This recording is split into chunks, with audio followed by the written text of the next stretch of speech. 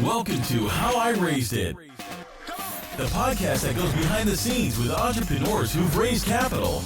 We uncover the tips, tricks, and techniques they use to get investors to write a check. Strap in and turn it up.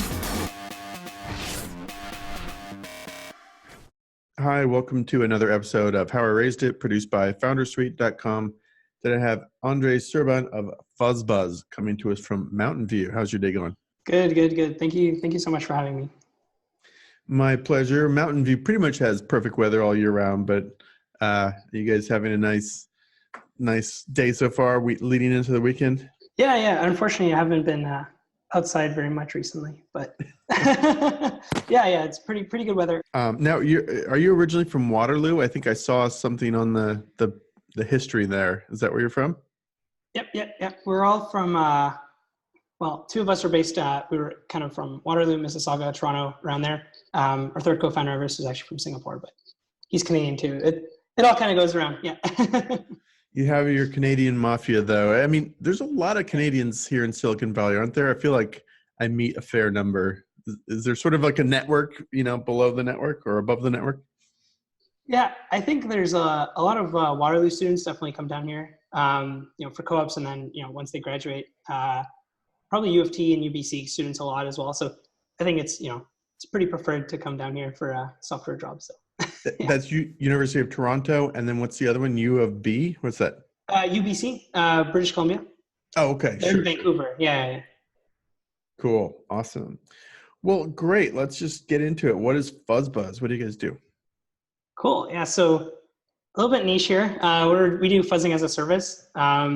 Basically, fuzzing is just a type of automated software testing that basically helps developers find bugs and vulnerabilities that they'd otherwise miss. And so the way it works is what it does is it inserts semi-random data, or inputs into your program to try and kind of cause weird things to happen. So I say semi-random because it's actually quite smart in the way it generates it. It's not completely just like random, 153 ABC whatever. What it does is it sees how an input behaves in your program, kind of monitors code coverage, and then it feeds that back into the fuzzer. So it kind of creates like a feedback loop, right? And then what that does is, the fuzzer sees that, this input triggered this specific code path. So what if I modify this part of the input to try and, either get a different code path or to go, explore kind of existing paths a little bit deeper. And so what ends up happening is the longer you let this thing run on your code, the more context it gets on your application, which in turn causes it to get, more complex inputs that end up going deeper into your code, kind of testing it more rigorously. So it's mostly a like QA or like a security type of tool, but it's pretty hands-off in that the developer just has to set it up and then they can just let it run 24/7 in the cloud. Yeah, like a simple example of I guess what it would be is kind of like if you take a program that has, it just takes like an input of like 1, 2, or 3. What happens if you give it 4 or, 255 or some weird kind of input? If they're not handled correctly, then your program will crash or you'll get like a memory bug, which you can then exploit either through like a DDoS or like a memory leak or something like that. A more complex example is like if you remember Heartbleed, from a few years ago, which I think is like the reports say that it was like $500 million in damages worldwide and so on. The bug existed in OpenSSL for about 2 years, and then someone only found it because they were just reading the code, right? If they had been fuzzing, actually they would have found it in about 10 seconds, and then the whole thing could have been avoided. Okay, that makes sense. And so is this something that like for FounderSuite we would just set this loose on our code, and what's the output or report we would get? It would sort of, what would my engineers be actually getting? Yeah. So the idea is it's like very minimal setup. It's like 4 lines of code and then like a config, script. And then you just, push to GitHub and then we handle the rest. So we'll pull your code from GitHub, we'll compile it and run it on our servers. And then from there, we'll just start fuzzing it. And then if a bug gets detected, we'll report it to the developer, like on the platform. We'll show you the stack trace, the type of bug that it was, and then we'll give you like a CLI, which lets you kind of play with it locally and like make sure you fix it before you push your changes back up. We'll pick that up, make sure it's like market is fixed, and so there's a whole like ecosystem that we kind of like the life cycle is pretty straightforward. And then we do a lot of tooling around like making sure there's, minimal false positives. We'll try to report like the smallest example of that bug. Like sometimes you'll have a bug like up here in your code that like shows up in multiple spots. And so we'll try to detect that and just let you know that, this is the bug that you want to fix. And you don't need to worry about these other 4 or 5 that you get with, other fuzzing tools. Gotcha. Interesting. And where did you guys come up with this? What's the backstory? Yeah, so my co-founder Everest actually worked at Google on the Chrome fuzzing team. They have this, their tool is called Cluster Fuzz. It was recently open source. And they use it internally at Google to basically test Chrome. I think it's the largest, let's say one of the largest fuzzing operations in the world. They're constantly fuzzing Chrome on like 25,000 VMs.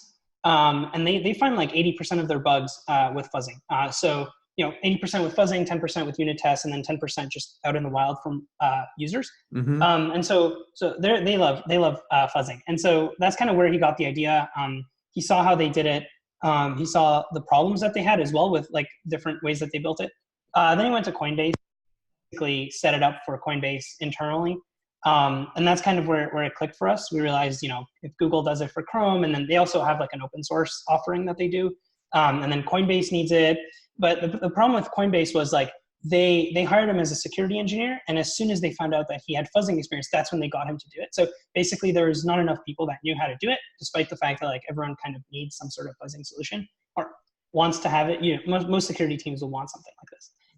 And so we set out to build it and offer it as a service, basically to sort of democratize it. I think like Google, Microsoft, Apple, Facebook, these guys have their own internal infrastructure and all that. But most companies can't afford to have like one whole engineer dedicated to running this thing. So that's kind of where we come in. Yeah, no, cool. When did you launch? How long have you been around? And is it a crowded space? Are there multiple companies offering this? I haven't heard of this before, so I'm curious. Yeah, it's pretty niche. I think most, even like people like developers tend to not know about it. Yes, we started doing this in September in 2018, so just like a few months ago. We got into YC in January, so we did that batch, and we launched near the end, so late February, and then from there we got a lot of interesting traction. We got some nice open source projects. So we allow open source projects to fuzz for free, and then just to give back to the community and such. But then we also have like a paid plan. We're currently piloting with like 3 or 4 kind of larger companies that we're kind of just focusing on. I think, like I said, that like sweet spot is like those companies that are still somewhat startup-y, but they're starting to think about their security. They probably have a security team, but it's not large enough to support, having someone fully dedicated to that. So I guess we launched in late February. So that makes it 2 months now. You're brand new, right out of the nest. That's great. And you mentioned, I guess, competition. There's not a whole lot. There's a lot of fuzzing tools out there that don't quite do fuzzing. They say they do fuzzing, but they kind of just throw like a preset number of strings at your code and see if anything breaks there. We try to like actually find new things in your code, so not just scanning for existing or known vulnerabilities. We're trying to find new things. The only, like, I guess the big competitor out there is Microsoft has a thing, security research detection, I think, MSRD. They've got something like that, but they're in closed beta. They've been in closed beta for a while now, and I think they're very research heavy. So I don't know what their plans are, but that's basically it for competition. Yeah, no, cool. Really interesting. And pricing, I guess you're still pretty new, but do you have a pricing model? How's it priced? Yeah, so we've got we're still figuring things out, obviously, but we really want to give it away for free at the kind of base level.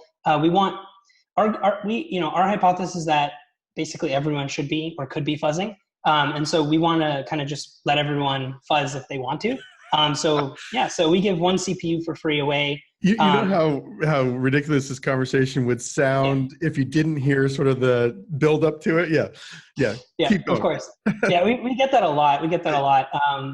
Fuzzing sounds, it's funny, I guess. It's good though. I like it. So Yeah, so we got the free plan, which kind of just gives you access to the core platform, lets you fuzz for free forever. You can just get started. Then we got like a team plan, which gives you more data retention, gives you integration with Slack, so you can get pinged when you find the bug. And that's $100 a month. It gives you 3 CPUs, and then you can buy more CPUs on each plan. So like fuzzing scales linearly with how much CPU you throw at it. So that's kind of why we price with that. So a very simple application might only take 1 CPU. So like maybe something that just parses text, it just looks for a certain string or something. 1 CPU could give you like thousands of tests per second. Whereas if you're running like an image recognition library, you probably need like 4 CPU or something. You're parsing images; it's a lot more complex. But yeah. Cool. Congrats. So let's talk about raising money. How much you guys raised and over how many rounds? Yeah. So we just finished our seed round in I think we announced it early April. It's like first week or so of April. It was so it was just a seed round. We had a lot of luck, I think, with our raise. We're first time founders. We dropped out of university for this. Cool. Yeah, it wasn't the plan, I think. But we got into Y Combinator, and I think we realized like there's a lot more potential than we initially thought, and so we got a lot more serious about it. But yeah, near the end of YC, we were kind of like we were a little worried because we were pre-revenue at the time, and we didn't know how it would go, and we hadn't had any experience with raising or anything like that. So we've gotten a bunch of investor emails from beforehand, probably around like once we started launching. Once we launched, that kind of generated a little bit of buzz. So we started meeting with investors mid-March, and then we closed it out. So our raise actually was really quick. It only took us 3 weeks from start to finish. I think we've got our lead investor, Chris from Fuel, to thank for that. I think through back channeling and just talking to a bunch of investors, I think he probably filled out half of our round, just like not himself personally, but like intros to investors and just again back channeling and stuff.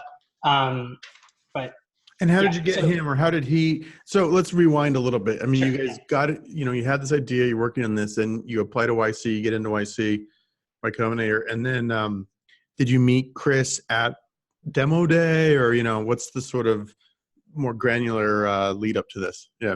Yeah. So Chris reached out to us once we launched on Hacker News, and funny story. We ignored him the first time he reached out because we're like, another investor, like go away. We at that point we were trying to get like as much sales as we could, right? So we were getting like customer inquiries, and so we didn't really want to talk to investors at the time. This was like 2-3 weeks before demo day. Then we had another investor intro us to Chris, and so he really pushed for it. I think he looked into it a lot, kind of on his own. We met with him about a week before demo day. So we started fundraising a week before demo day. We were told to do that. Like from most previous YC alumni, they said, it's probably a good idea to start raising beforehand. And so we met with Chris, and then we had one meeting with him. I think he was already pretty set on investing, and so he gave us an offer at the end of the meeting. And then he immediately started being helpful. I think like we didn't take the offer until like a week later, but he was already like talking to other investors about us, and like we actually I noticed an influx in investors reaching out to us, but I didn't really put 2 and 2 together until after he mentioned that. I told them about you, and I told them. I was like, oh, okay. That's cool. I mean, that's nice to see that sort of hustle from an investor, even before like the deal's done or whatever.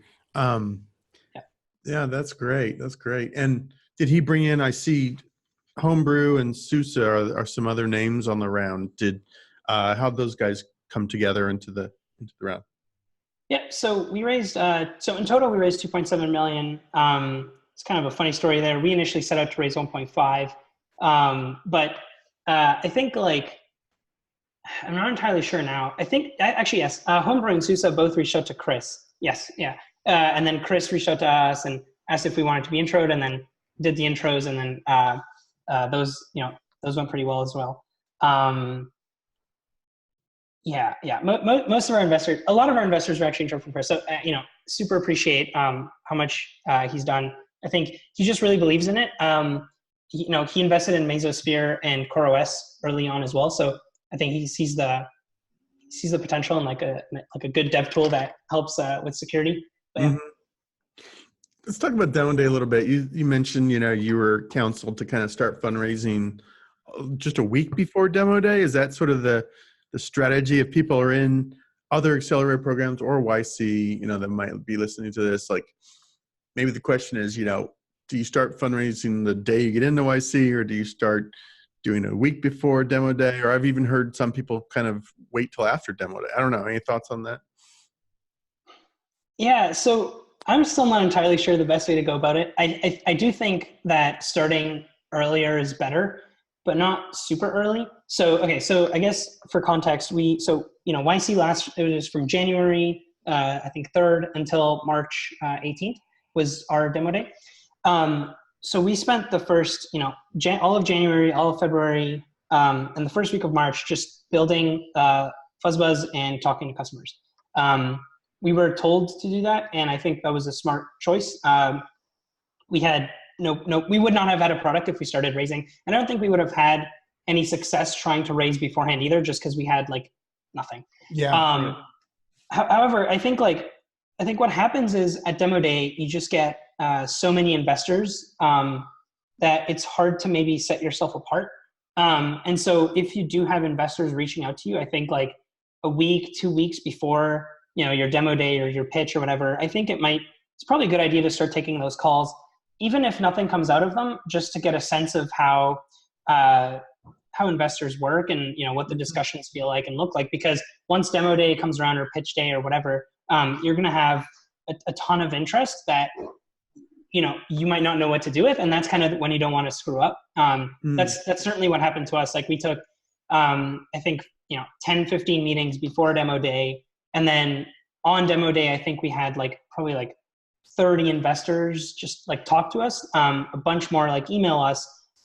Demo Day is very hectic. I think we were very lucky to have something like that. I think that's one of the strong points of YC is just their ability to kind of have this one day of investors and founders and just watching each other, and then I think, after that it kind of slows down. So I think the best time is to try and get onto that hype earlier on, because after that it dies out, right? So your pitch is really strong. So I mean, the 30 or so you talk to on day of, how does that work? Are they little conference rooms or offices you can go have a little 2-minute speed dating, or how do you process 30 investors?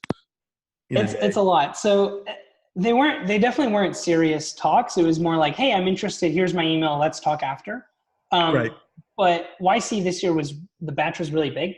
So they did it in SF at one of the piers, and they rented out a warehouse, and they put they had 2 stages running, separated by curtains, and then just a big warehouse otherwise, and there was a little bit of room outside, and so there's just a huge crowd of investors and founders just constantly mingling. So there's no conference room, but I think it's actually better this way, right? Because what'll happen is maybe you'll see an investor or you'll see a founder that you didn't want to talk to before, or you were looking for. You just see them because they're standing over there talking to someone else. I think that atmosphere also helped a lot.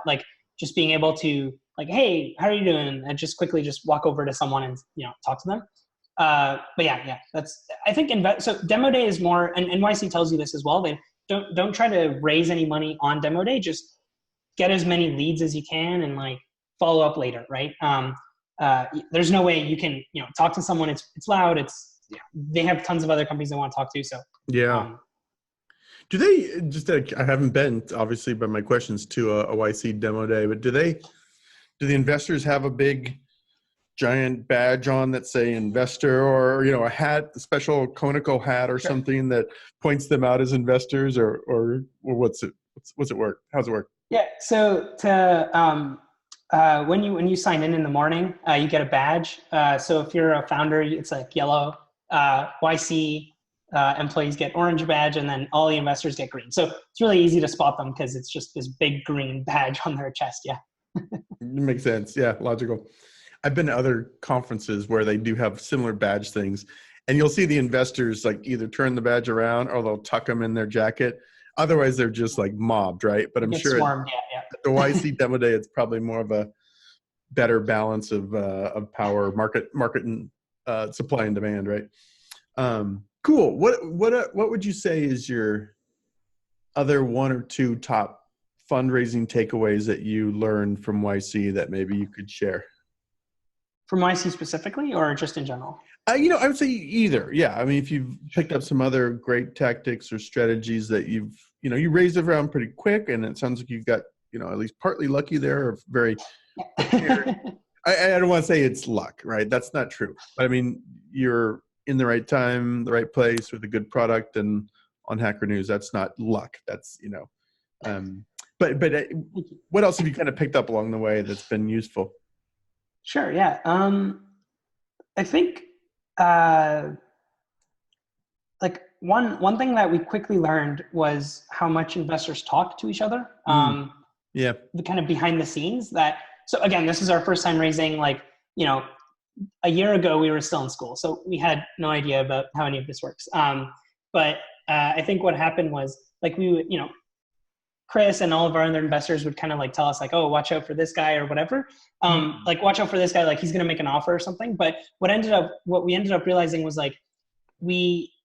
all of our investors knew who else we were meeting with that week, which was interesting. We also had some investors tell us oh, did X and Y, oh, I heard X, Y, and Z made you an offer for this much. And I was I know. And then, 2 days later they did. So it's really interesting. They actually know before us sometimes. So I think just, being careful on what you say and how, I guess, what kind of information you give. I guess expect every investor to kind of know it. Yeah. And then I think, so that's kind of that. But another, I think the most important thing that we picked up was actually from Sean from Outlier AI. Yeah. He was on here a few weeks ago. We talked to him when we were kind of doing.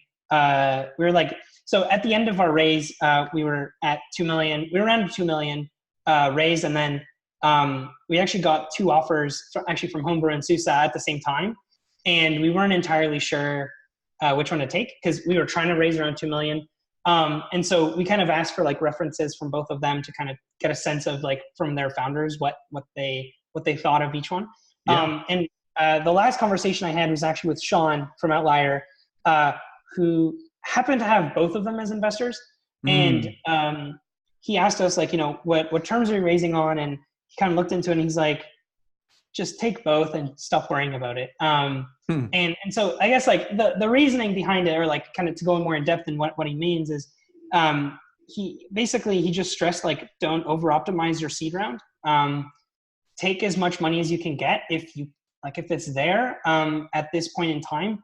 Obviously don't go nuts, but we were definitely over optimizing. We were trying to keep how much equity we were giving away kind of low. And so what ended up happening was we were literally making these we were trying to make these decisions based on 1 or 2%, which the way he put it was, would you trade 2% of your equity for an investor that could potentially make a significant difference in your company? And then framing it like that really helped us kind of picture it differently. Yeah. And then the other thing he mentioned, which I think was really really insightful, was just telling us that if you raise a kind of small seed now, then when you go to raise your Series A, which is going to come a lot quicker, you're going to probably have less leverage. So you're going to be raising on investor terms. So, say you only give away 15% equity for your seed round. When you go to raise your Series A in a year and a half, because you didn't raise enough, that Series A might be 25, 30%. Versus if you just started now, take maybe 20, 25% seed round. When you go to raise your Series A in a year or two, 2 years, maybe 2.5 years, you have more leverage. And so you can actually bring that 25, 30 down to 20, 25, right? And so you end up in the same spot in terms of equity given away. It's just that you have more runway to start with, and that kind of gives you more options to actually hit that Series A.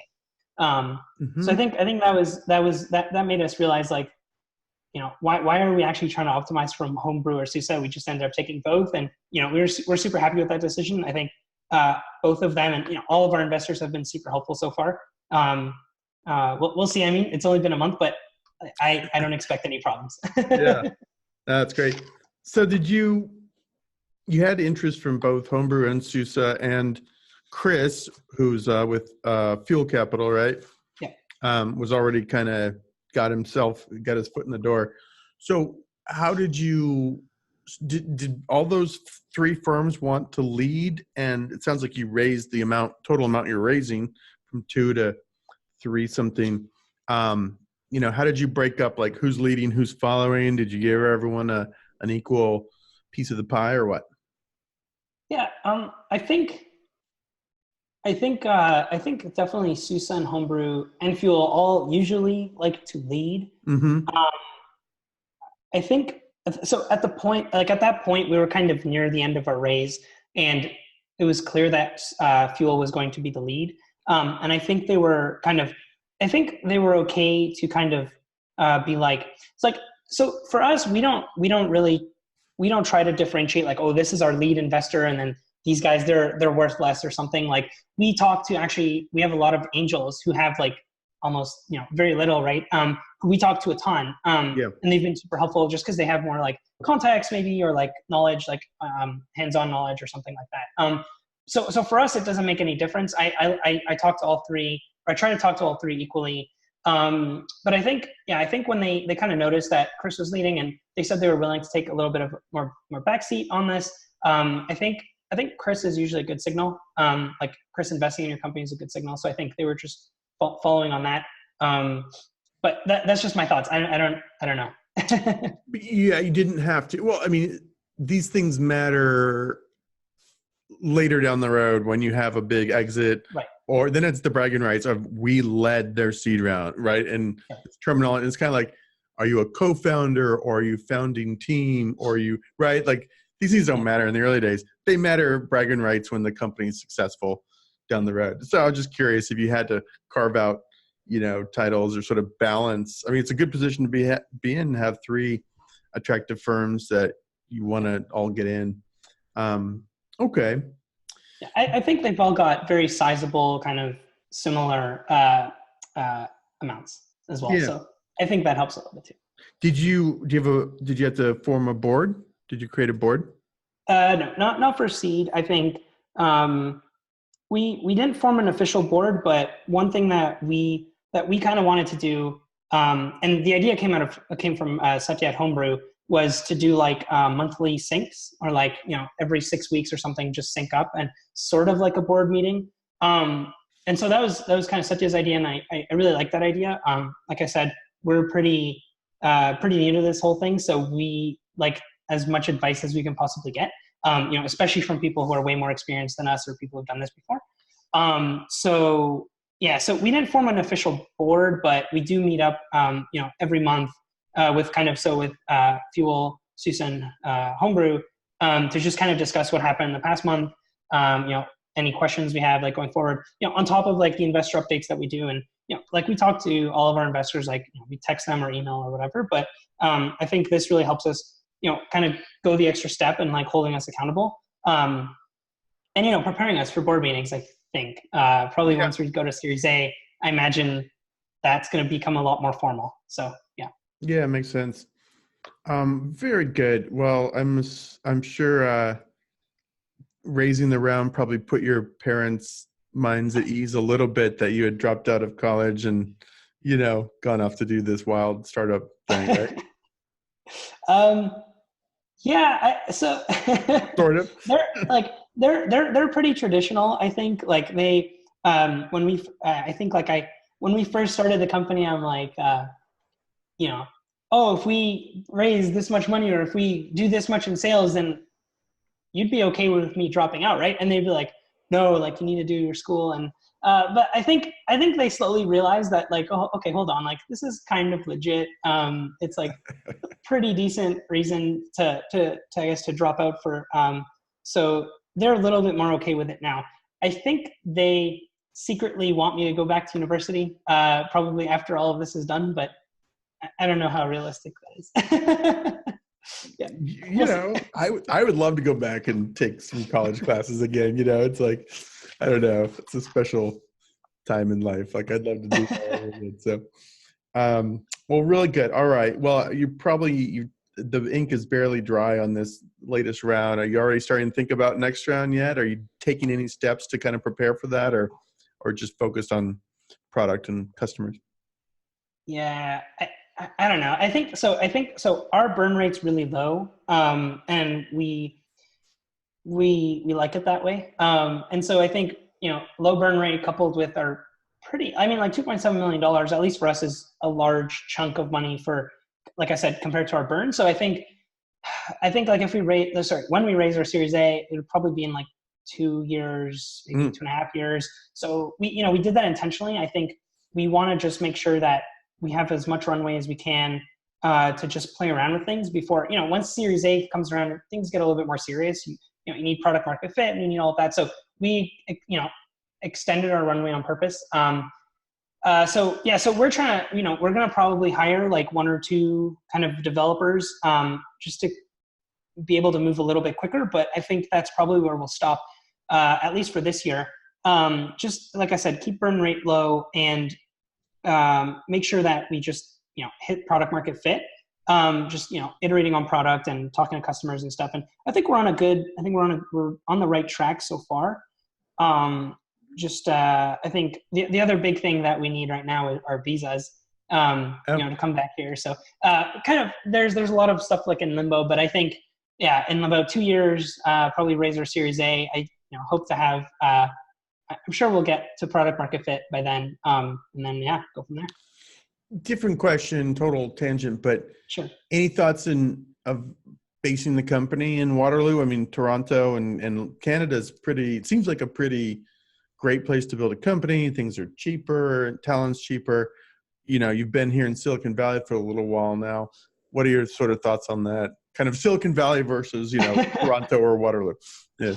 Yeah. We've thought about this quite a bit. And I think, so what ends up happening is we want to be closer to kind of everyone else. All of our customers are in the Bay Area, so there's a few things at play, right? So one is our customers, they will have, at the start, will be very technical companies, because they just get it a lot faster.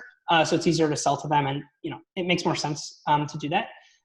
Canada is kind of, behind the curve a little bit when it comes to tech, especially with security. I think they're still ramping up. So, for example, like we tried, when we started in September, we were in Canada, we were out of an incubator in Water Velocity. And we talked to quite a few companies, and a lot of them were not interested, or, talked to us in like a few months or something like that. As soon as we came here, we like the response like instantly changed. The response went from like, talk to us later to like, wait, what is this thing? Or, can I try it out, or something like that? And so, just by that alone, I think we figured like, all of our customers will most likely be in the US, at least to start, or, the first, 5 or 10 or something. So that's kind of one. But then 2, like the types of developers that you get in the Bay Area, you can find more niche kind of people with like more niche skill set. So, our ideal engineer has fuzzing experience. They're a Go developer. Probably not going to find any of those, at least early on. There's just a handful of those, I think, like in the world. But having like finding a Go developer with like maybe like some low level compiler experience is a lot harder to do in Waterloo than in the Bay Area. So I think that's kind of our limitation there. We certainly like it would extend our runway significantly, because 2.7 million US is like 3.6 CAD. So, and then again, salaries are lower. So, that would probably give us at least like 3 or 4 years even. Right. I think we still have to play around with it and see if it's possible doing that. We've thought of like satellite offices, and there's a lot of different ways that you can frame it, but I think ultimately the Bay Area is where everything's happening. So I think we want to stay around here for now. Yeah. Cool. All right, Andrei, this is great. If people want to learn more, it's fuzzbuzz.io, correct? Yep. Great. Who's got the .com? Someone squatting on that? Yeah, I don't know. We reached out to him, and he's like, I've got something in the works. And, we went on like the Wayback Machine archive thing, and it's been the same website for the past like 5, 6, 7 years. So I don't know what he's doing. Maybe we'll reach out to him again now that we've raised some money and see if he's willing to give it up. That's always tricky though, right? If he knows you have money, then the price. Exactly. Exactly. So hopefully he doesn't listen to this podcast, although it's. I'll make sure not to send it. Yeah, right. All right, very good. Well, thanks so much for your time. This is interesting, and we'll catch you after your next round. For sure. Thanks so much, Nathan. Yeah. All right. Thanks so much, Nathan. Have a good one. Cheers.